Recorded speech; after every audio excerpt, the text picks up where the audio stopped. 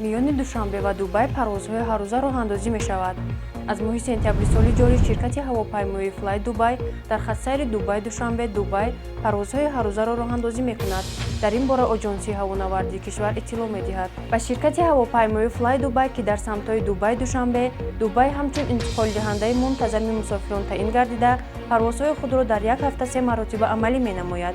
шуруъ аз 3 сентябри соли 2025 теъдоди парвозҳо бозичии 7 парвоз тасдиқ карда шуд. яъне парвозҳо дар ин самт ҳамарӯза амалӣ мегарданд, омадааст дар иттилоъияи Оҷонсии.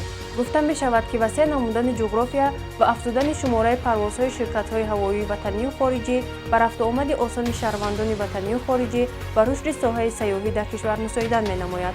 ҳамзамон зикр мегардад ки аз ҷониби Оҷонсӣ ба ширкати ҳавопаймоии FlyDubai дастур дода шудааст то хизматрасонии чиптаро бо нархҳои дастрас ба мусофирон пешниҳод намояд.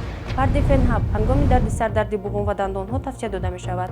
парди фен аз ширкати Вегафарм. парди фен ҳабро аз дорхонаҳо пурсон шавед.